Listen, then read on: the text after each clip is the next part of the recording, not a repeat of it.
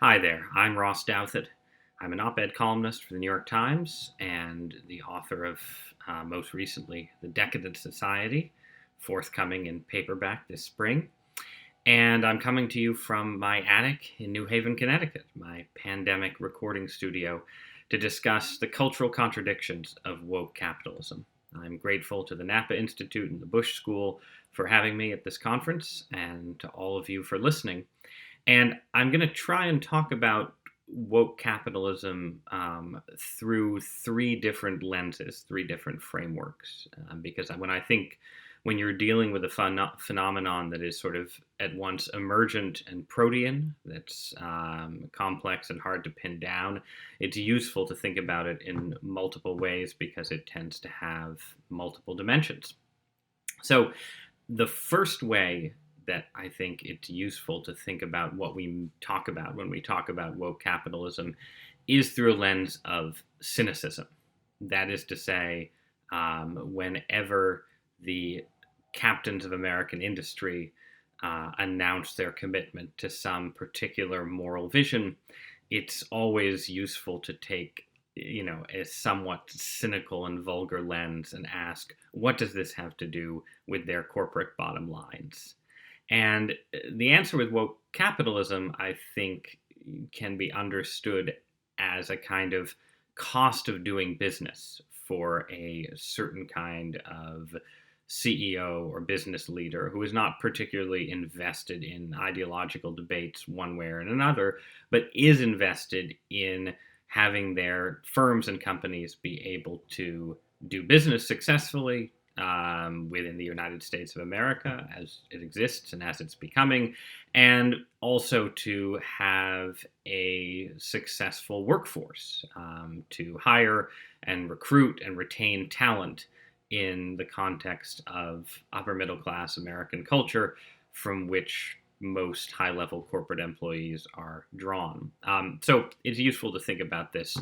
by way of analogy to other places where firms do business, right? Where, if you're a Western firm doing business in the People's Republic of China, for the sake of your bottom line, you'll end up probably making certain moral compromises, giving in to censorship or other things demanded by the Chinese government on the theory that this is just the price of entering the Chinese market. And that's sort of the least benign form that this kind of adaptation takes, but you don't have to imagine there are many more benign forms. If you're running an ad campaign for Coca-Cola in a majority Muslim country, the way actresses in your ad campaign dress is going to be different from the way that actresses dress in a similar ad campaign in a Western country, and so on. So there's always adaptation to cultural context, some of it sinister, some of it not. And with woke capitalism, I think the adaptation has two purposes. The first is, in a sense, to inoculate companies against the more serious threat that a left-wing politics poses to their bottom line and viability. In other words, by presenting themselves as forces that are at the vanguard of social justice, they can, in effect, get out ahead of a emergent liberalism or a transforming liberalism that might be considering raising their taxes or pursuing antitrust exercises against them, breaking them up, and so on. And the theory here might be distilled as better woke than Bernie, meaning that it's better to sort of present yourself as a firm with a particular ideological mission that's congenial to the left than to give the Democratic Party or the left-wing parts of the Democratic Party a reason to regard you as an enemy and to go after you directly, as a sort of Bernie Sanders style socialism would tend to want to do. And I think you can see this manifest very explicitly in some of what happened over the spring and summer of 2020, where just after Bernie Sanders' defeat in the Democratic primary, you had the wave of George Floyd protests, and you had, in response from corporate America, just a sort of large-scale embrace of sort of anti-racism literature and theory in sort of HR departments and elsewhere, along with a lot of very public performative statements of solidarity with protesters. And at one point, one of my colleagues at the Times wrote a story about how this shift in corporate America seemed to consolidate whatever you want to call it, wokeness, identity politics, and so on, much more successfully and completely than Bernie Sanders had ever been able to consolidate socialist economic ideas. So these corporate actors, through their influence in the Democratic Party, had been full tilt against Bernie, but they were happy to embrace a different kind of left-wing politics. And again, I think read through a cynical lens, you would say that this is a sort of political choice, right? That is sort of self-protective. That's saying we expect an American future in which the left has more power, and we want to be seen as on side with the left on issues that don't affect our antitrust position or our corporate bottom line, thereby protecting us against what a possible Bernie Sanders administration might do to us in the future. So that's one way of thinking about the sort of cynical side of woke capitalism. Another way is more specific to the workforces that American companies, and this is especially true in Silicon Valley, are trying to build, right? Where there is the recruitment that companies do is concentrated on America's elite college campuses. America's elite college campuses have very progressive politics, trending more progressive over the last 5 or 10 years. And, that creates a sort of gap between the companies and the people who they're trying to hire and then ultimately retain. And again, it's not that different from the first style I was describing, in that,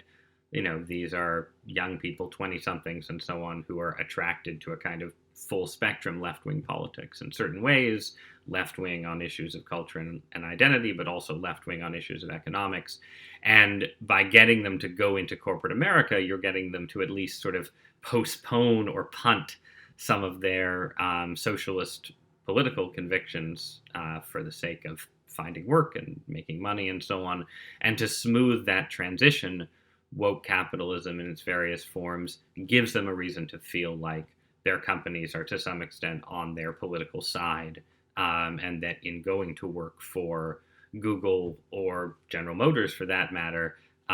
they're still on the right, meaning the left in this case, side of history, that they've sold out, but they haven't sold their soul, you might say. And so that means, again, this sort of adds up to a kind of twofer, where woke capitalism is simultaneously pitched to the forms of liberalism and left-wing politics that might take power in Washington, D.C., and it's also pitched to the employees of the companies or the potential employees of the companies that are practicing it. And in both cases, it's sort of a cost of doing business in the contemporary USA. If you want to be a big company that's based in America or hires lots of Americans and works in the American market and deals with the powers that be in Washington,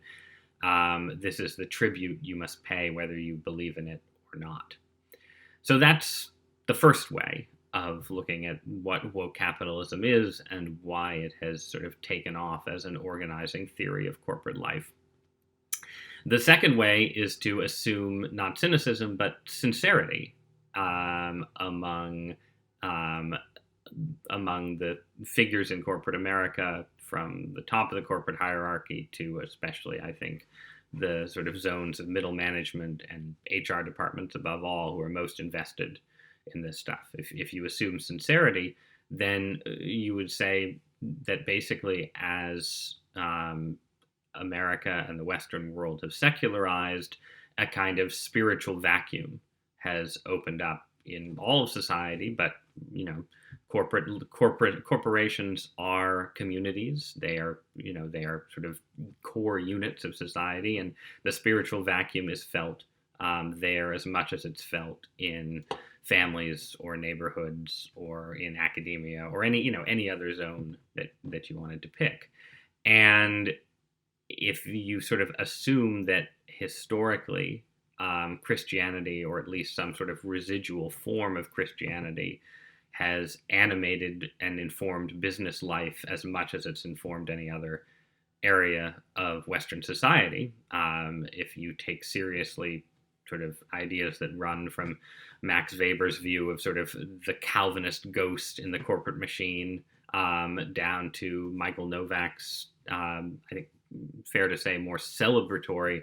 portrayal of how a sincere Christianity or a sincere religious faith and a sort of dynamic democratic capitalism can interact. If you take those ideas seriously and then you say, well, what happens to capitalism as those religious ideas become weaker or more attenuated, one answer is that people involved in business go looking for another faith. And I think wokeness is, again, fluid and protean, and it has sort of elements of political ideology, elements of Marxism, elements of sort of various social theories from the 1960s or 70s, but it also, as the name wokeness suggests, has a very clear religious and spiritual element. It doesn't necessarily have a metaphysical vision, but it has a very strong moral vision, and it also provides, in various forms, rules. I think a lot of the appeal of the new progressivism is that it's not sort of the kind of moral relativism that conservatives have often seen in liberal life. It's not sort of a world where you just do what you want and there are no rules and everything's relative. In fact, it's a world of very precise rules of politesse, rules that govern relations between the sexes, rules that govern relations between racial and ethnic groups, rules that tell you how you're supposed to behave in particular social situations, rules that tell you when you're supposed to perform a kind of examination of conscience, rules that tell you when you've done something wrong, rules that tell you when to speak, when to be silent. All of these things are a kind of structuring force. And again, it's not, I think in its current form, an entirely coherent structuring force, and it's not a religious worldview in the comprehensive sense that Reformed or Catholic Christianity provides, but it has strong religious elements. It has sort of liturgical elements even, and it fills a void and creates a sense of sincere purpose that then lets the woke capitalist feel the way, Michael Novak's ideal Christian capitalist or Weber's sort of Dutch Calvinist capitalist would have felt, right? That in their actions as an entrepreneur, in their actions, sort of buying and selling and trading and inventing, they are not merely participating in commercial exchange, but are also working to build the kingdom of God. And I think that's a very powerful feeling that, especially for observers who belong to a different religion, right? To those of us who subscribe to the older religious forces that arguably animated Western capitalism in the past, the sincerity and power of an alternative, a sort of an alternative way of having a kind of faith-infused corporate life shouldn't be underestimated. And this is sort of, it extends, I think, fairly naturally from the more secular sort of neoliberal globalist political economic project of the 1990s and early 2000s,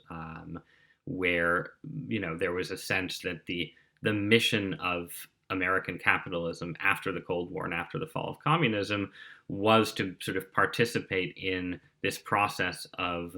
globalization, the expansion of liberal democracy, that was not unlike the kind of missionary impulse that was woven into Victorian imperialism and Victorian capitalism. So that I think that missionary impulse was there in the Bill Clinton era, and wokeness has just, I think, in its most sincere form, supplied more of a manual of rules and sort of instructions and moral ambitions, so that it's not just sort of a vague, we're going to globalize the world and everyone will be in harmony, but a more specific, we're going to globalize the world and here are the rules for which, here are the specific moral goals that we're seeking through this process, and here is the moral rule book that we're going to instantiate in our own communities, in our own corporate communities, as we go forth to unite and change the world. So that's, I think, a way to think about, the spirit of woke capitalism, right? Wokeness as a moral vision and a sort of replacement for a more Christian view of capitalism, and as a replacement for a sort of ruthlessly amoral, a sort of morally emptied out vision of capitalism that you get from a sort of some of the crudest forms of corporate thinking. But then finally, I think you can sort of extend from that a bit more and say that, well, woke capitalism is also an answer to the dilemma that was raised, that Michael Novak's books in part attempted to answer, the dilemma raised by Daniel Bell in his famous work, The Cultural Contradictions of Capitalism, in the early 1970s, where Bell argued, following Weber and others, that the basis of Western capitalism were the mores and habits and practices of a Christian, and maybe specifically Protestant Christian, culture and people, right? That Western capitalism was made possible by habits of sort of self-restraint, deferred gratification, and solidarity, family, sort of this kind of stable foundation under an entrepreneurial society that made it possible for capitalism to take off in the first place. And Bell's worry was that at a certain point, the acquisitive side, and I'm giving a crude version of a much more subtle argument, so I apologize, but at a certain point, the sort of acquisitive, materialistic side of capitalism would overwhelm that religious and communal substrate and start to dissolve all of the personal virtues that made a successful capitalist society possible in the first place. And yeah, one rejoinder to him, to some extent Novak's rejoinder to him, was that it wasn't necessary for capitalism to erode its own foundation in that way, that you could have a capitalism that remained infused with, and in some extent, the embodiment of a Christian worldview and a Christian perspective on the world. But another way to think about it is to say Bell is right. Capitalism does have this tendency to erode its own social foundations, but then when that happens, you get sort of attempted solutions, right? You get attempts to create new sets of values, not the old Christian or Calvinist ones, but new sets of values that make for a harmonious workforce, that sort of smooth over social conflict and encourage people to be unselfish and not sort of purely acquisitive and Darwinian in their internal conflicts and so on. And then this is what wokeness is, right? It's an attempt to basically build a new kind of harmonious society that can then undergird entrepreneurship and business building and make sort of the communal side of corporate life smooth and happy for all concerned. And this is where I'll end on a skeptical note, I suppose, that this is actually going to be sustainable. Because I think that the wokeness has an intense moral zeal, an intense spiritual component,